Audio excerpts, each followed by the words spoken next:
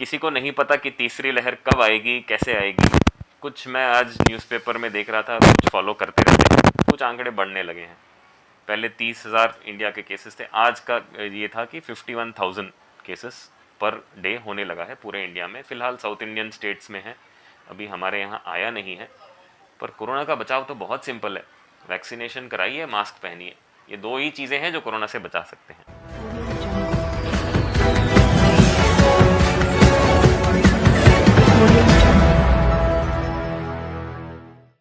विनायक अस्पताल ने एक और मरीज की जानलेवा कैंसर की बीमारी से जान बचाई। नमस्कार, आप देख रहे हैं खबर बुलंद भारत। बरेली से मुशाहिद रजा खां की रिपोर्ट। एक जमाना था कि कैंसर का इलाज ढूंढे नहीं मिलता था। हजारों लोगों की जान इस जानलेवा कैंसर की बीमारी के कारण चली गई। कैंसर के मरीज दिल्ली, बंबई आदि शहरों के अस्पतालों में जाकर कैंसर का इलाज कराते थे, फिर भी जान नहीं बच पाती थी। आज उत्तर प्रदेश के जनपद बरेली में कैंसर का सफलतापूर्वक इलाज विनायक अस्पताल में डॉक्टर हर्षवर्धन द्वारा किया जा रहा है। एक के बाद एक कैंसर के मरीज की जान विनायक अस्पताल के डॉक्टर हर्षवर्धन द्वारा किए जा रहे इलाज व ऑपरेशन कर बचाई जा रही है। आज हमारे संवाददाता से बात करते हुए विनायक अस्पताल के डॉक्टर हर्षवर्धन ने कोरोना वायरस से बचाव के लिए अपील की है, तो वहीं कैंसर संबंधित जानकारी देते हुए कहा। नमस्कार जी, मैं डॉक्टर हर्षवर्धन हूँ। मैं विनायक हॉस्पिटल में कैंसर और जनरल सर्जन हूँ। कुछ दिनों पहले हमें एक इंटरेस्टिंग केस मिला था, जो आज के ज़माने में देखने को कम मिलता है। ये केस था हाइपरस्प्लिनिज्म का, जिसमें तिल्ली यानी स्प्लीन इस लेवल तक बढ़ जाता है कि ये ब्लड के सेल्स को ख़त्म करने लगता है। Red blood cells and platelets दोनों इसमें ख़त्म हो जाते हैं। आमतौर पे तिल्ली इतनी बड़ी होती नहीं है, सिर्फ दो कंडीशंस में सामान्य तौर पे होता है ये, या तो क्रॉनिक माइलॉइड ल्यूकेमिया मतलब ब्लड कैंसर में, या क्रॉनिक मलेरिया में। ये हमारे क्षेत्र के हिसाब से सबसे कॉमनेस्ट बीमारियां हैं। तो हमारे पास एक नौजवान व्यक्ति आया था, जिसका खून मात्र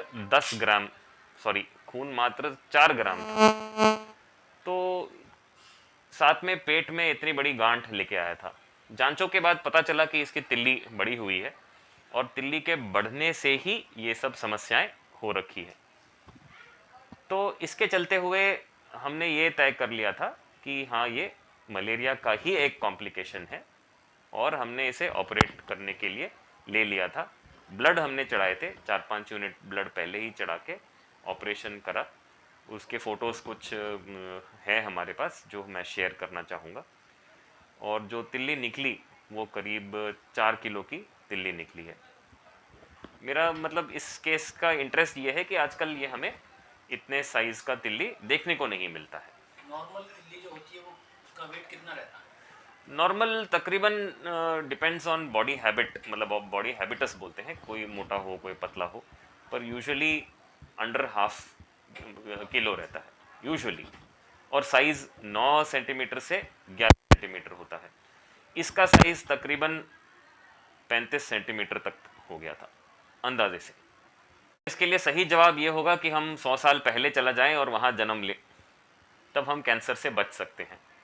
प्रॉब्लम यह है कि हम ऐसे प्रदूषित एनवायरनमेंट में रह रहे हैं, सारे केमिकल्स का सेवन हो रहा है, पानी में प्रदूषण है, खाने पीने में रसायन केमिकल सब यूज़ कर रहे हैं।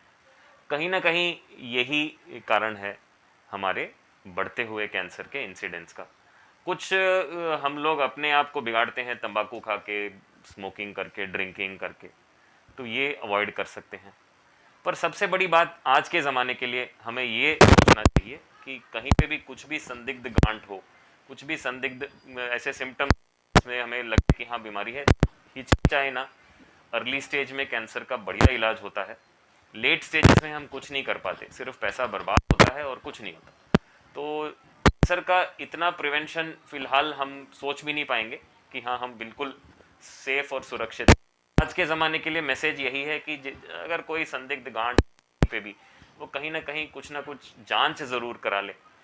छोड़िए ना, वेट ना करें कि वो फैलेगा, अपने आप ठीक होगा, देसी दवाइयाँ से ठीक हो जाएगा, ये सब नहीं होता। जांच की, वो गांठ की जांच करा लें बायोप्सी की तरह या FNAC से, पता तो चले क्या गांठ है, फिर इलाज कराएं जैसे मर्जी हो। मेरा मैसेज फ़िलहाल के लिए यही है ना। एक्चुअली प्रॉब्लम यह है कि कैंसर का एक तरफा इलाज नहीं होता है।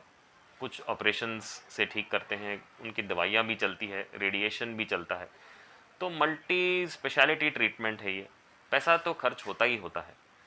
हम लोग बहुत कुछ आयुष्मान स्कीम की तरफ से कर रहे हैं। हमारे हॉस्पिटल के मैनेजमेंट ने मेरे को पूरा सपोर्ट करा है इस मामले में, कि मेरे को पूरा फ्रीडम है कि मैं डिसाइड करूं कि पैकेज क्या रखूं। गरीब से गरीब पेशेंट को ट्रीट कर रहे हैं, कई लोगों को हमने फ्री ट्रीटमेंट दिया है। जितना हो सके हम कोशिश करते हैं खर्चा कम करें, दवाइयों पे खर्चा कम करें, स्टे पे खर्चा कम करें, सही इलाज बताएं। तो इसमें आयुष्मान स्कीम्स भी हैं जो हमारे लग सकते हैं। डेफिनेटली सर, बरेली में रुकेंगे तो हमारे यहाँ खर्चा तो तकरीबन 1/3 से भी कम है मेजर हॉस्पिटल्स दिल्ली के कंपेयर करा जाए, जहाँ उनके पैकेजेस से मान लीजिए 3 लाख 4 लाख से स्टार्ट होते हैं, हमारे तो बहुत ही कम 1/4 1/5 रेट्स में। और जैसे मैंने कहा आयुष्मान, टोटली आयुष्मान कर रहे हैं, उसमें तो कुछ भी पैसा नहीं लगता पेशेंट्स का। तो इस मामले में तो दिल्ली से तो हम बहुत बहुत ही आगे हैं खर्चे के मामले में। और ट्रीटमेंट स्टैंडर्डाइज्ड है सभी तरफ, सभी जगह, पूरे दुनिया में जाएंगे तो ट्रीटमेंट सेम मिलेगा, क्योंकि हम ये सब तकरीबन अमेरिकन गाइडलाइंस ही फॉलो करते हैं।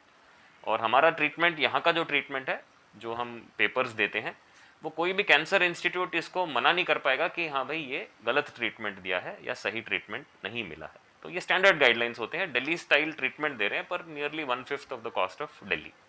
बहुत अच्छा क्वेश्चन है। किसी को नहीं पता कि तीसरी लहर कब आएगी, कैसे आएगी। कुछ मैं आज न्यूज़पेपर में देख रहा था, कुछ फॉलो करते रहते हैं, कुछ आंकड़े बढ़ने लगे हैं। पहले 30,000 इंडिया के केसेस थे, आज का ये था कि 51,000 केसेस पर डे होने लगा है पूरे इंडिया में। फ़िलहाल साउथ इंडियन स्टेट्स में है, अभी हमारे यहाँ आया नहीं है। पर कोरोना का बचाव तो बहुत सिंपल है, वैक्सीनेशन कराइए, मास्क पहनिए।